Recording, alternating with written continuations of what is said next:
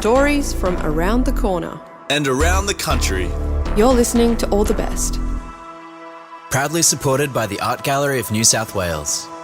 You're listening to All the Best from FBI Radio 94.5. I'm Gabriella Accaria. This week, we explore what happens when an accidental phone call turns into a meaningful gesture.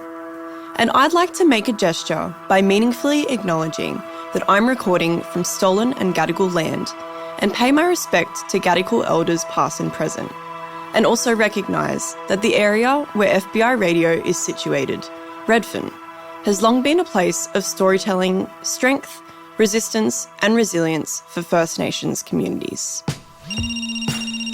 What happens when someone calls the wrong number? Do you let it ring? Or out of curiosity, pick it up and have the random, banal, or even significant interaction with a stranger? I know I typically pick up, and even if it's boring or a scam or if they hang up straight away, the uncertainty brings a little bit of excitement to my day.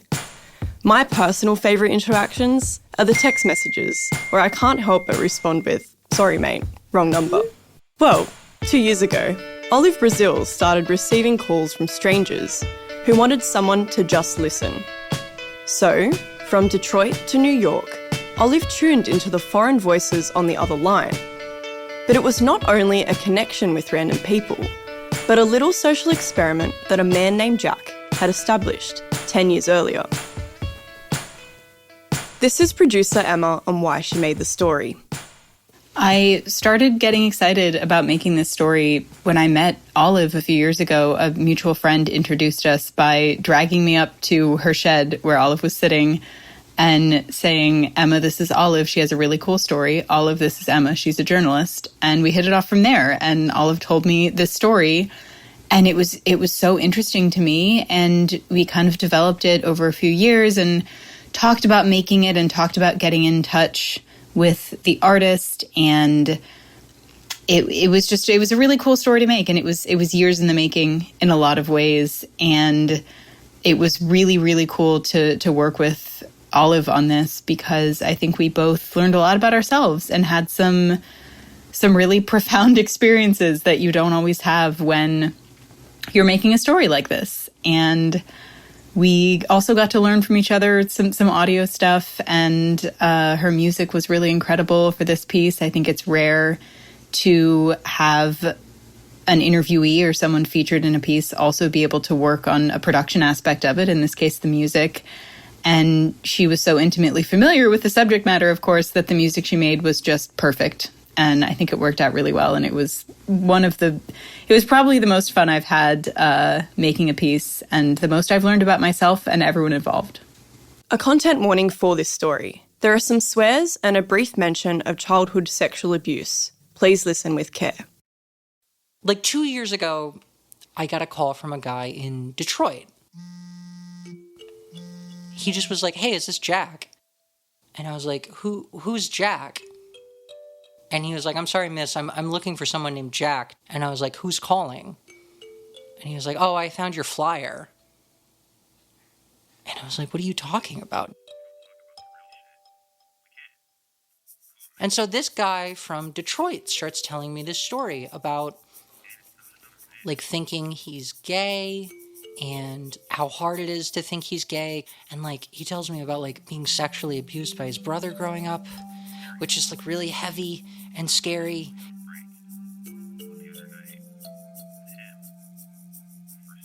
I was in my apartment in Van Nuys, and the weird thing is, it was late. But he was just up, calling me. This was like a dark night of the soul moment for him. He was really like, "I gotta tell someone that my brother sexually abused me." And I'm just sort of like,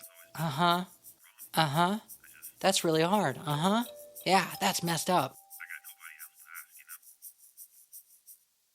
And then I just started getting more. This is Olive.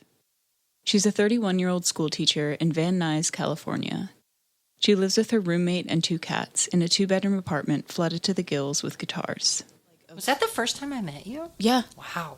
I feel like I've known you for a really long time. You had blue hair. Bleached blonde hair. Olive has had the same phone number for close to 20 years.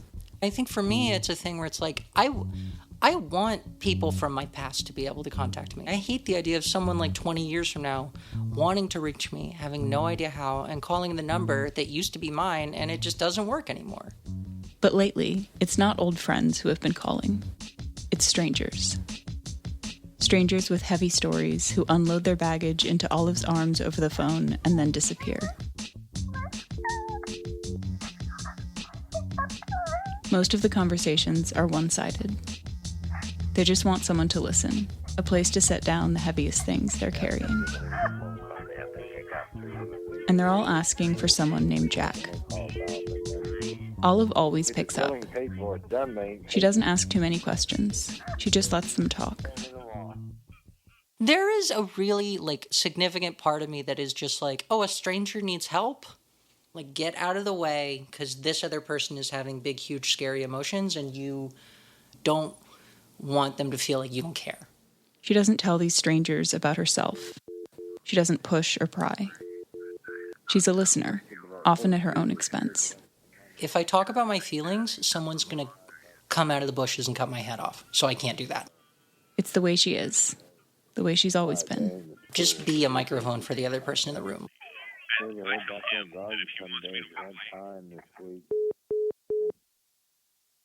Before Olive ever picked up these strange calls, there was Jack, a broke and idealistic 21-year-old working as a party clown in New York City.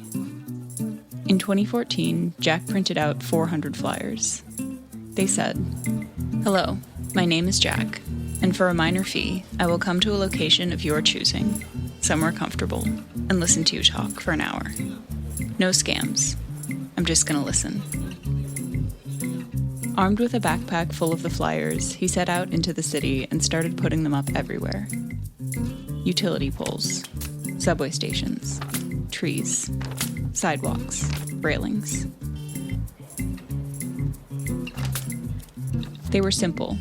No fancy graphic design, no logo, just a black and white cutout of his face, his contact information, and an offer of his time. The calls began rolling in. I thought I saw Jesus, and that happened to be Just come over this Saturday, and I can make us cookies or something. a really bad trip that I had Or had. tea, coffee, I don't know. Just call me back. I'm free whenever. New York City, Jack quickly learned, is a city of characters. A city with lots of stories and not a lot of ears. My name's Annie, and I'm Andrew. just need someone.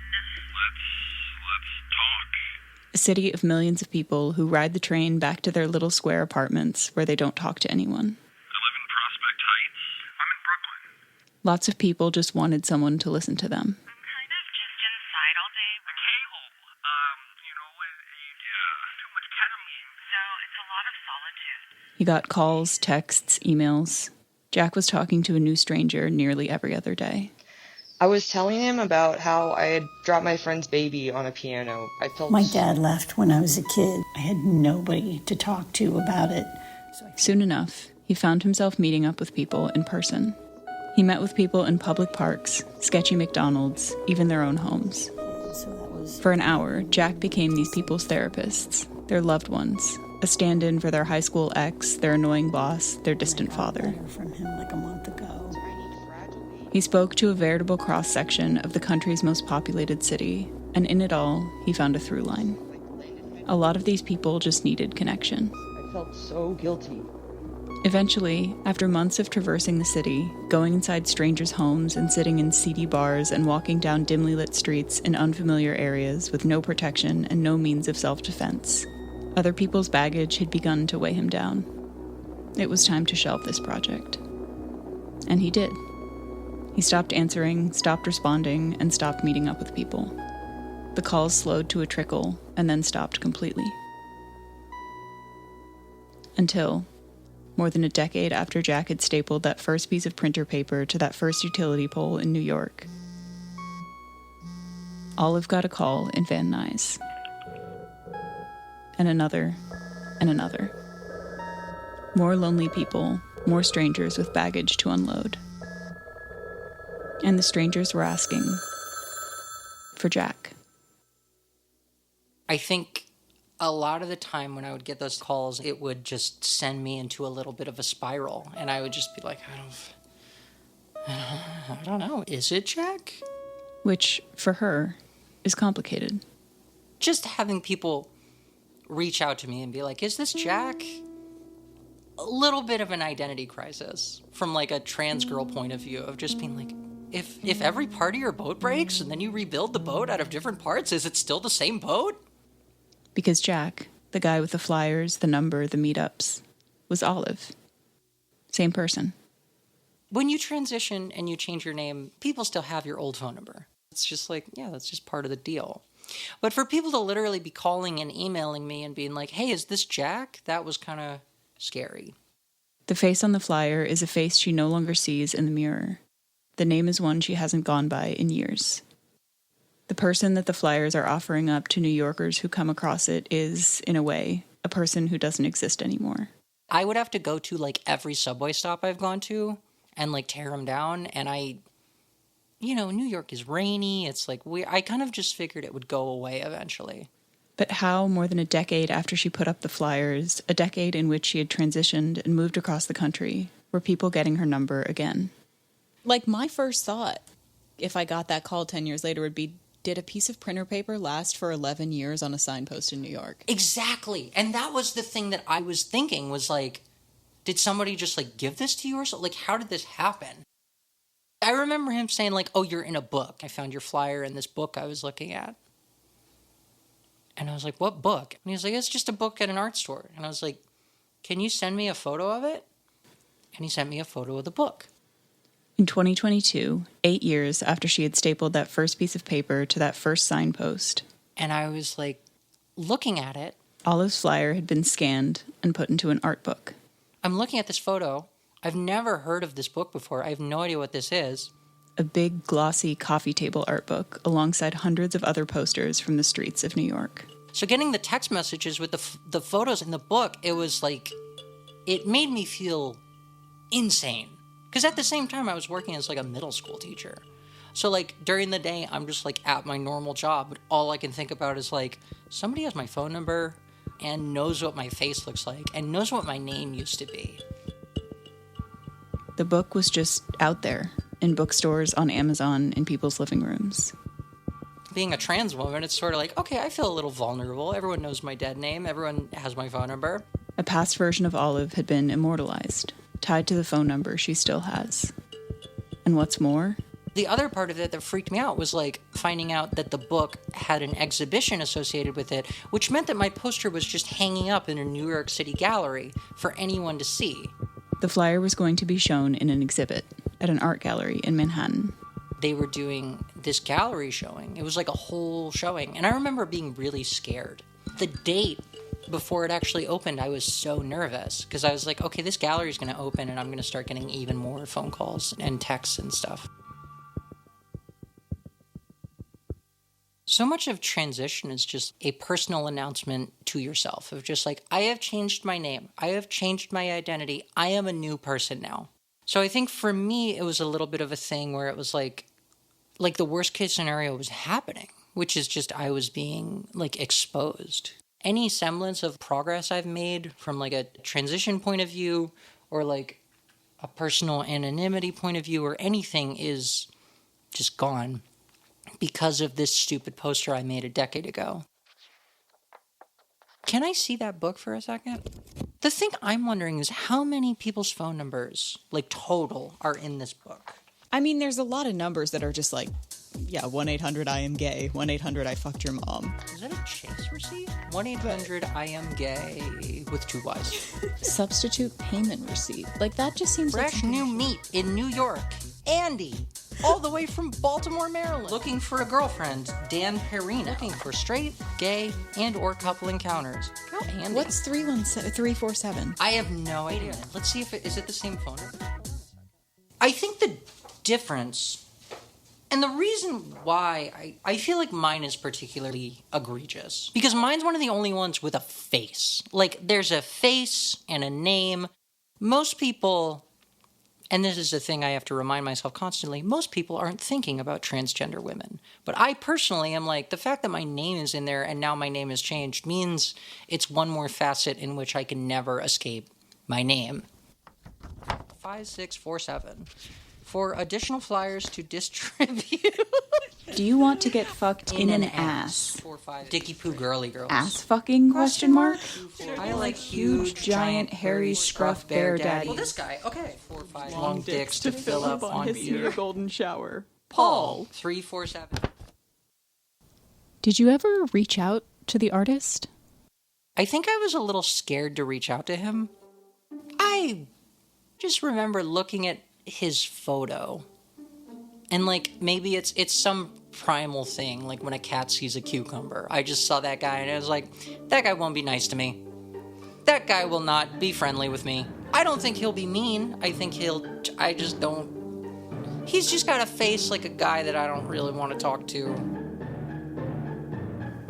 Do you go by Kenneth? Is Kenneth okay? Sure, Kenneth is great. Okay, I guess go ahead and introduce yourself. I'm Kenneth Goldsmith. I'm a poet and a professor at the University of Pennsylvania. I put together a book called New York City Street Poets and Visionaries, which is a collection of things that I found on the streets of New York for, I guess, about the last 45 years. And what made you want to start this project? The book began probably about 85 on a bulletin board in a city bank in the Lower East Side.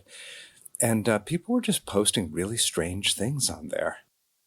There's one guy that was posting a barter swap and trade sign. If you would cook him a piece of lamb or filet mignon, he'll take you to Kennedy Airport. So I began collecting those, and then I began looking around everywhere I went, even to this day. They just keep coming. Did anyone ever want it removed from the book? I don't know. Nobody ever did. I mean, I was very happy just absorbing and collecting the beauty of the artifact on the street that seemed to be orphaned and abandoned. And I wanted to protect it and save it and hold it and admire it and love it. I don't know, maybe artists and conceptual artists, all artists sort of act ephemerally, but kind of hope for immortality. My sense really was that if something's out on the streets and abandoned, then it's shared property. It no longer belongs to anybody.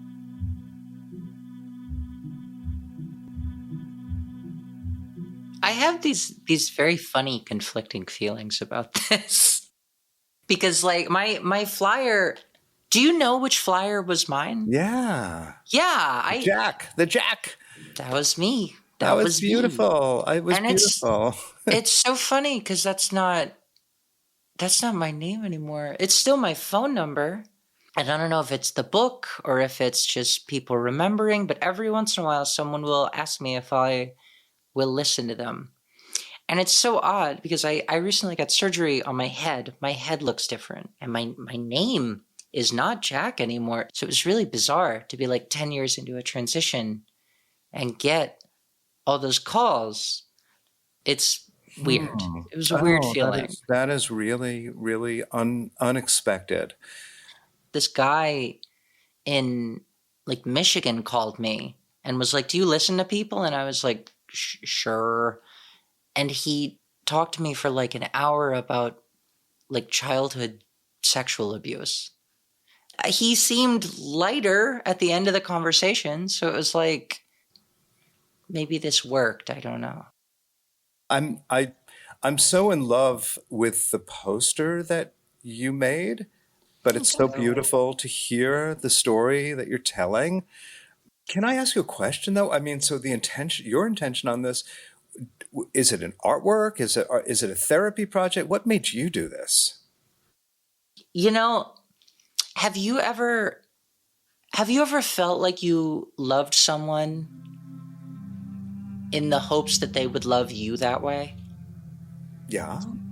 So it's a very cloying, kind of needy thing that we do sometimes, but it's also very human, is this sense of like, I really want this person to kiss my hand. I'm going to kiss their hand. and hope that they pick up on it. I think that at this point in time, I was pretty lonely, and I was kind of just sad. And I remember thinking, like, God, I wish someone would just listen to me talk. So I'm going to go listen to people talk. And I listened to quite a few people, and I eventually had to stop because it got scary. But I did it for quite a while just because I don't know. You know, that question really, because I sit there and I'm like, why did I do it? This is very irresponsible. It's an irresponsible thing to do, but it's also kind of necessary. It's an act of random beauty and connection. And in that way, I see it as poetic. I see it as being a beautiful artwork. I'm not sure if you ever conceived of it as such, but it's very, very touching, your story. Well, thank you. And it's beautiful, and it's altruistic, and it's very, very generous. You know, it's funny. I don't think of it as altruistic. I really think about, like, I'm 21. I'm not thinking about the future. I really like listening to strangers talk.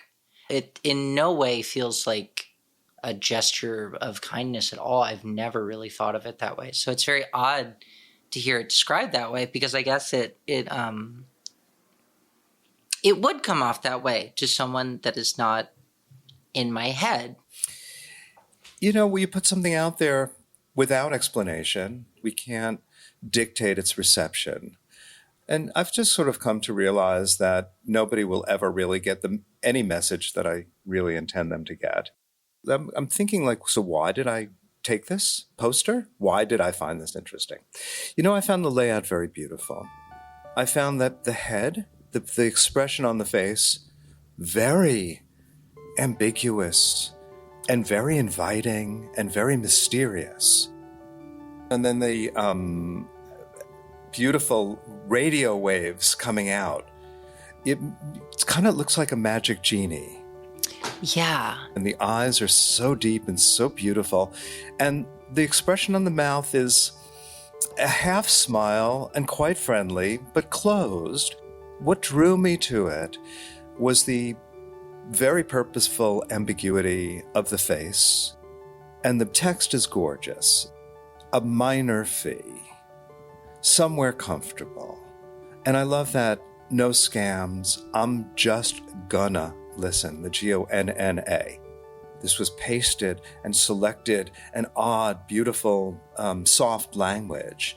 And I thought, wow, what is this? When I see something like this on a signpost, I run to it and I say, okay, this is something very special.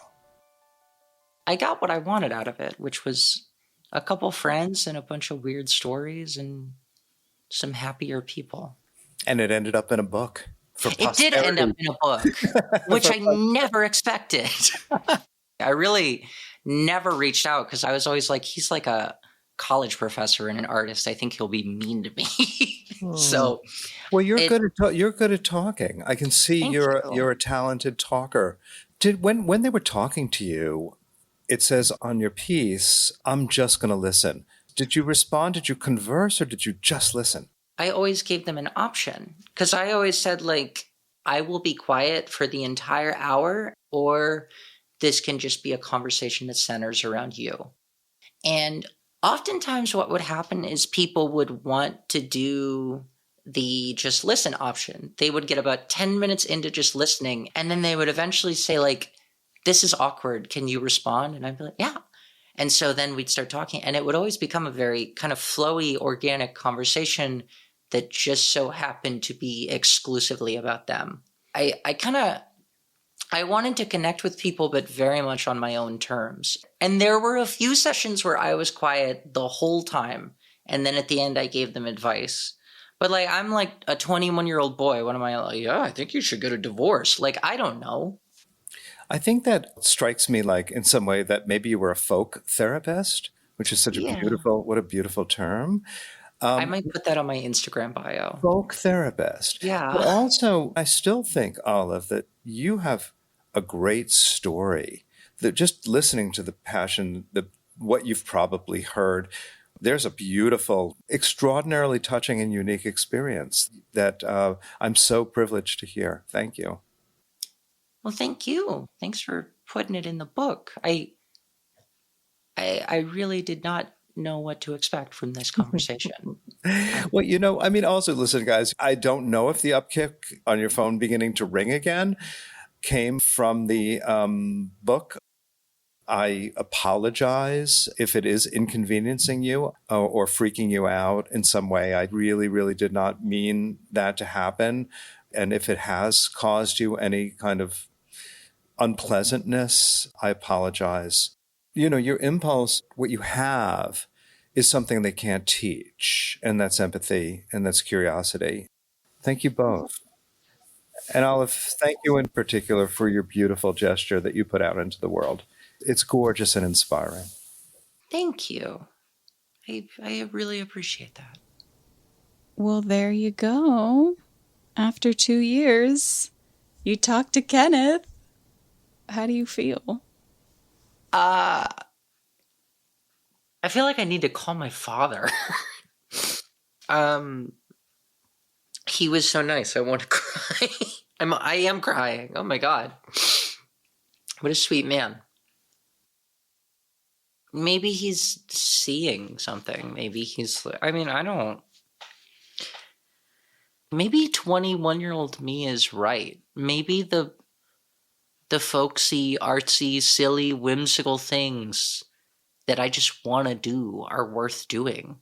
I really kind of felt like I was giving up so much of my power when I transitioned. And I think that sometimes I feel like my existence is whimsy, because anyone that sees me is just sort of like, ha! So I think I stopped leaning into whimsy to try very hard to be taken seriously. But talking to that guy, I kind of feel like I am like a weirdo that puts up flyers and plays the banjo. And that's a much more valuable lane for me to lean into than the one that just wants to blend in. And I think I'm ready to just get really good at the banjo and start a podcast. This story was produced by Emma Lehman, with supervising production by Lawrence Bull. Original music for the story was produced by Olive Brazill. Special thanks goes to Grayton Newman, Buster Cagle, and, of course, Olive Brazill and Kenneth Goldsmith. You're listening to All the Best, proudly sponsored by the Art Gallery of New South Wales on FBI Radio 94.5. I'm Gabriella Accaria. That story was produced by Emma Lehman. The supervising producer was Lawrence Bull. And if that story brought up anything for you, you can call Lifeline at 13 11 14. If you're in Sydney, don't miss our upcoming in-person audio club at FBI Radio on the 23rd of February. You can check the show notes for more details. And if you love audio stories, then keep listening to All the Best for unique stories from independent audio makers from so-called Sydney and around the country. Definitely catch our live radio broadcast on Sundays at 9:30 a.m. on FBI Radio 94.5. We'll also release a brand new episode every Tuesday at 4 p.m. on allthebestradio.com, Spotify and Apple Podcasts. Follow us now so you never miss an episode.